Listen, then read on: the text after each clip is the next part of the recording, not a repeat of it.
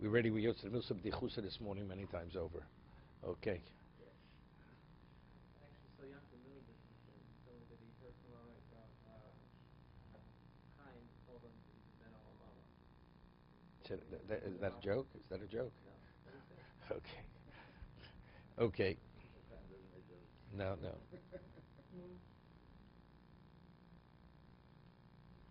Okay.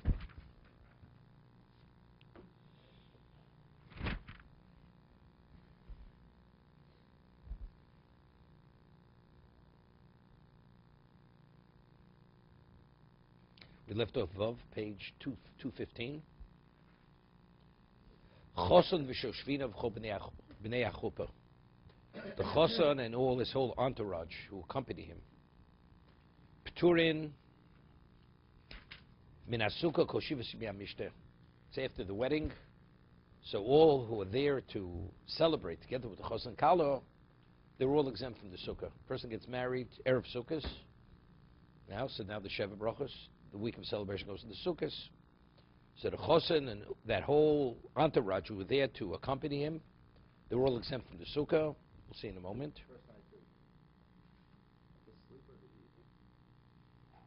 We'll see. The whole idea is because there's not enough room, and also for the Choson Kala, it's their modesty. They want to have their private time. No, not really. Okay, many of you, we'll see. Usudas bris mila. You have a bris, cholamoid, or yomtiv, sukkahs, should be in the sukkah. Can't have it in the shul. Caterer says he doesn't cater in the shul. What do you do? So you have the bris without a caterer. That's all. No problem. Or you just have fruit and vegetables. Sushi. Yeah, I understand. Okay. 1 second. I know. Usuda she'ochlin etzio lettuce. We'll see what that is. The food that you eat with the woman who had given birth. Chayv mesukah. Let's see the Mishna Berura. Choson dein simcha elo b'chupa. L'chupa nikra mokam hamuchan l'yeshivas choson v'kala. They can only be in a state of joy if the location is accommodating for the choson v'kala. So sukkah is not really an appropriate location to accommodate them. Then yichol lechol b'sukkah l'smoch v'chupa. In simcha l'mokam suda.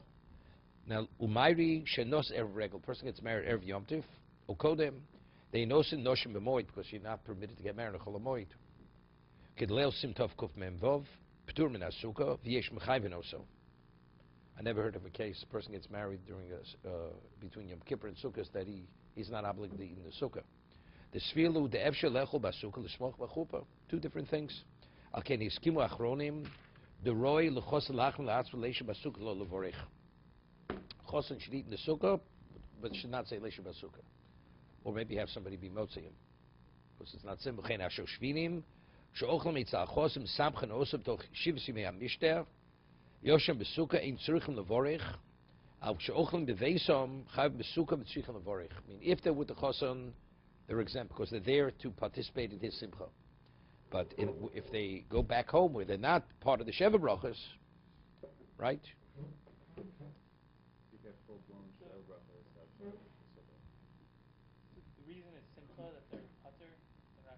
Because this will somehow interfere with, they're not going to be able to have a proper simcha in the sukkah. Yeah, I understand that. It's a different, yeah. That's boss of the ayin. That's what it's referring to, yeah.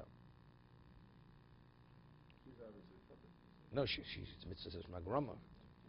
Suras bris milo haino afilu imtzar lehem amokom lo shevisham. Even though it's very limited, the location of sukkah can't accommodate all the people for the bris.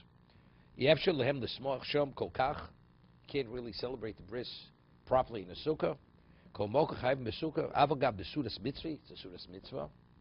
Moshkosi yordei simin reish samachei sivyu beis. Kol mocha b'lo domi l'sudas chosa. It's not comparable to the celebration of a wedding or the Shev Brachos. She mitzvah gedola l'sameach chosin v'kalo. V'nikri sudas mitzvah mikol mokom. Avos ain't a mitzvah kol kach.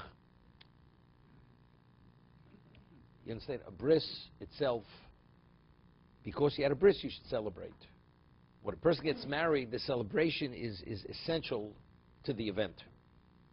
You know, more suda, less suda. When it comes to the bris, what is the simcha? The simcha is the bris. That is the occasion.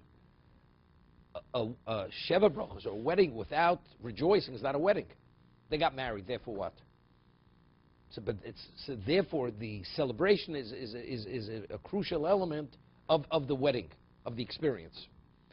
Therefore, if you can't celebrate properly in the sukkah, because it's not accommodating, they're exempt from the sukkah. Right? Who says you have to invite 100 people for the bris? You understand? 10 people enough. You have a minyan. I understand. You don't invite because the person may turn it down. You have 10 family members. They were all eager to come. Okay? Interesting.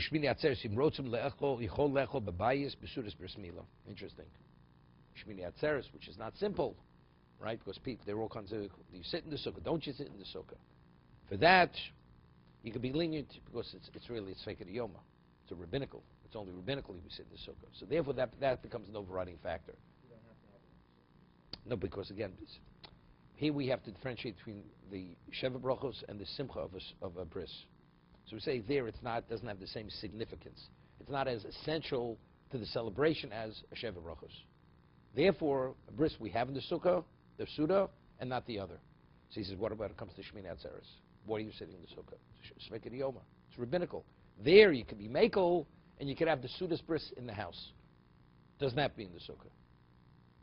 So because there, since the allegation is only rabbinical and the simcha is being limited because of the limitation of space, therefore you could have it inside the house, not in the sukkah.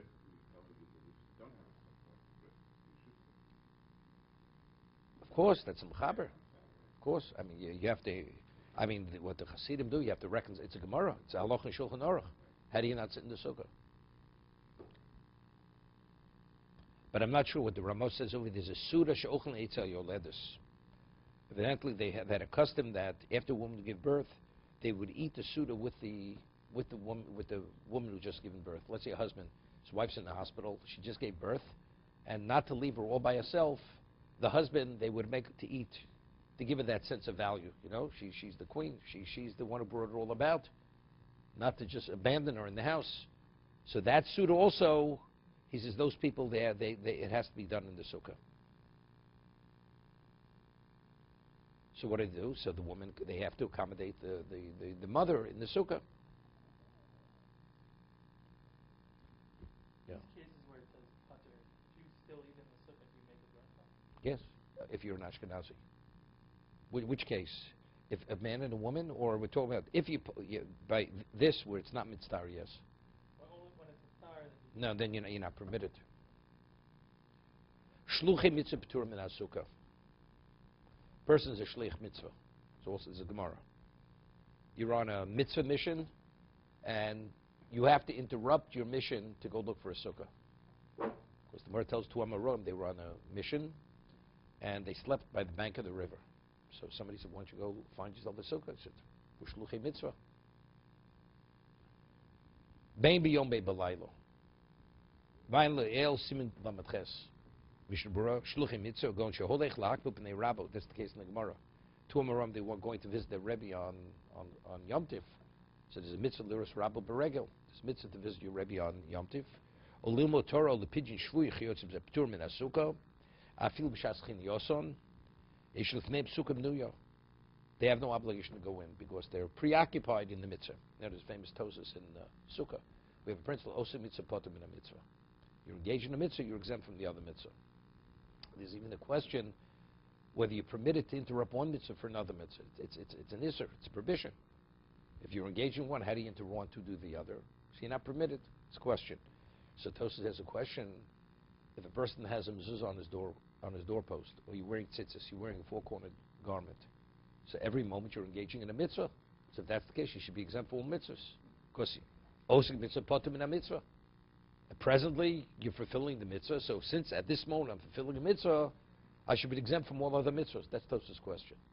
Tosas answers, it's only if one is an infringement on the other. If you can do two mitzvahs simultaneously, well, one doesn't detract from the other, of course, one doesn't exempt you from the other. So here, if going to the sukkah interferes with me going to visit my Rebbe, so then one's an infringement on the other. But if you're able to do both, then of course you should do.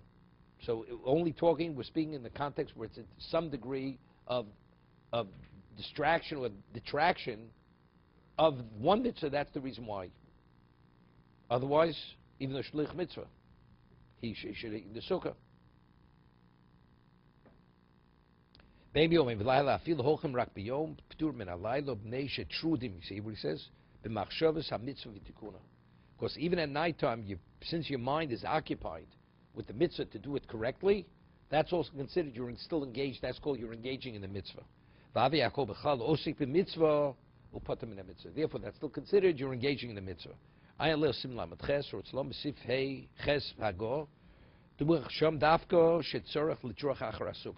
making the point. When are you exempt? If there's an effort to find the sukkah. Let's see, you could eat, there's a sukkah right here, you could eat outside, you could eat in the sukkah. You have to eat in either case. Of course, then you should go into the sukkah. Right? It's not a distraction or any effort which will infringe on your mitzvah mission. So he says, he has a sukkah prepared there.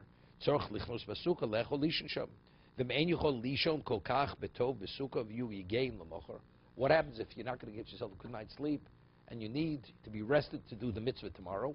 So then, sleeping in the sukkah is what is an infringement, because that's going to somehow interfere with the execution of the mitzvah. Then you're exempt. You're on the mission. You're in the mission. Going to do the mitzvah, you're a shluchim. They're going to visit the Rebbe. They haven't arrived there yet. No. No, it's the exact same the Gemara. A man is going to visit his Rebbe. The mitzvah is actually visiting him. He's on his way. It's a 2-day journey. During those 2 days, he has no obligation in the sukkah. But you haven't arrived yet. Going to see the Rebbe, that's part of the mitzvah mission. That's your shlich mitzvah. So if I don't have a good night's sleep, I have to sleep in my home or in a hotel or sleep in the sukkah. I'm not going to be rested. So right at this moment, am I engaged in going in the mitzvah? You're exempt. One has no obligation to go be in the sukkah.